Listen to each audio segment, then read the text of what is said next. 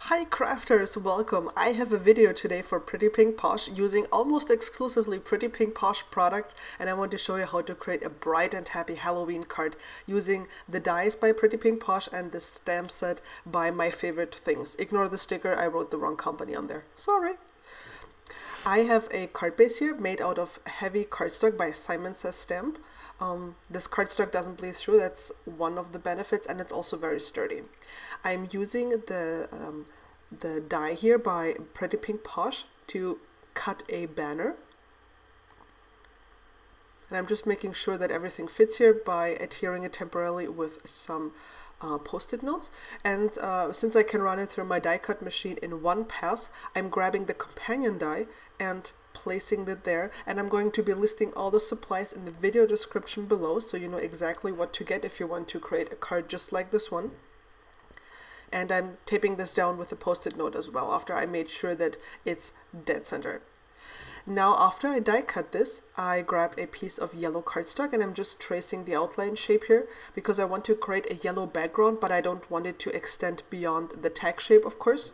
So I'm just fuzzy cutting this out. And I mean, it doesn't need to look perfect because nobody's ever going to see it. So this just needs to go beyond, underneath that. And then I used some double-sided adhesive sheets here. One side went onto the yellow cardstock, and on the other side I'll be pouring glitter. It doesn't matter which brand of double-sided adhesive sheets you use, every brand will work here, as long as it's sticky. I'm using Warm White Glitter by Elizabeth Craft. I just love this glitter. I have lots of other colors, and this glitter is just really perfect. What I'm doing here is I want to avoid touching the sticky surface because I'm afraid I'll make it unsticky with the oil of my fingers. So I'm only peeling off the backer sheet here in stages, and after I did all of that, I'm using my finger to rub in the glitter. And what this will do is A, it will make the glitter more shiny, and B, it will prevent the glitter from coming off. I set that aside and stamped and die cut the little cat here from the Which Ways the Candy stamp set. And I'm coloring her with my Copics. You can see the colors that I'm using there, and I like to color from dark to light. Because, I don't know, I just like to color from dark to light. Usually works better for me. So I laid down my shadows first, and then I'm blending out to the light.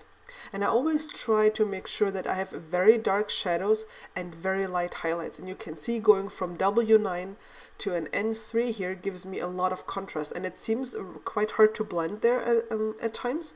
So what I'm doing is I'm just coming in again, intensifying the shadows that I've muted a little bit by going over them with the lighter colors. Coming in with the N5 now, and making sure to blend out the W9 really well.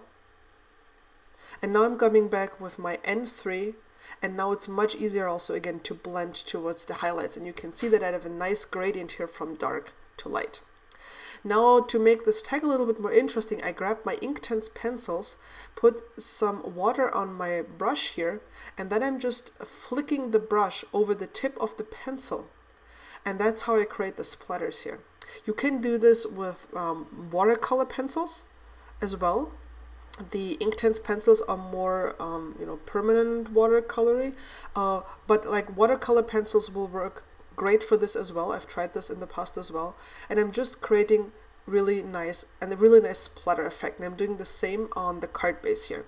And you can experiment how much water to use, how far above the card to be to create different splatter effects. Now for my shaker element here, you can see I actually created a shaker pocket already, but it broke because I wasn't careful enough, so I'm doing this again.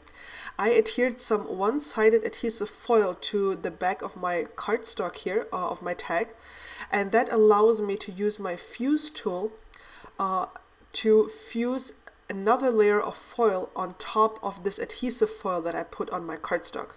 You totally could create a shaker pocket separately like I did originally and then just glue it to the back of the tag. That will work as well, so you can do this just as well. For this first layer of foil, I'm completely adhering it all the way around, and then I'm taking a second layer of foil. This is the second layer, and this will stick to the layer that I just adhered underneath. And I'm running my fuse tool alongside here, and I have to make sure to leave an opening at the top so I can actually fill some sequins in, right? I almost forgot, to be honest, that's why I mentioned it. See, there's my opening right there, putting the fuse tool aside for the moment. And then I'm simply going to move the sequins from my original pocket that broke over to the new pocket that I created here. I'm trying to be careful so I won't spill the sequins all over my work surface, because then, ask me how often this happened to me. And then I have to search for it, and then my cat wants to help. And then my cat, because of course she has fur, then the sequins stick to her. It's a lot of fun. And I'm using my fuse tool finally to close up the pocket here. I'm using foam tape to, well, obviously I'm adhering it to the backside of my tag, because that will then go onto my card base.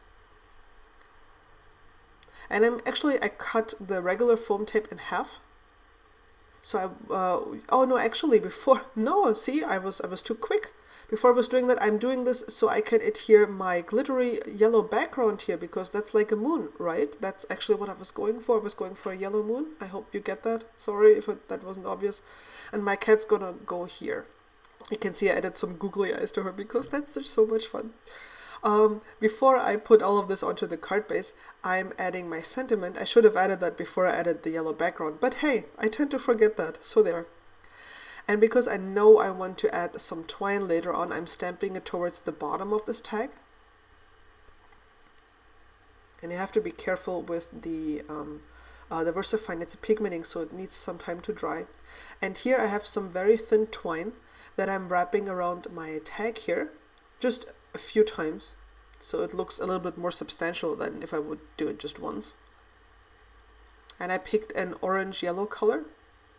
And of course, after I adhered this to the card base, I had to add some more sequins by Pretty Pink Posh, and I'm using a golden yellow hue that matches the moon there, that's in the back of the cat, and of course some sparkly sequins, because hey, everybody needs sparkle, right?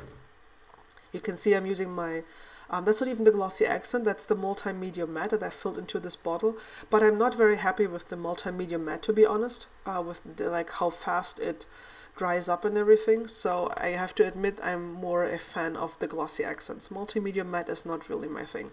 Sorry, it's just, I don't know, not terribly happy with it, to be honest. But anyhow, here's the final product, here's the final card with our really fun bow and the shaker element behind the cat. I hope you enjoyed this project, got inspired, and I'll see you again soon. Bye!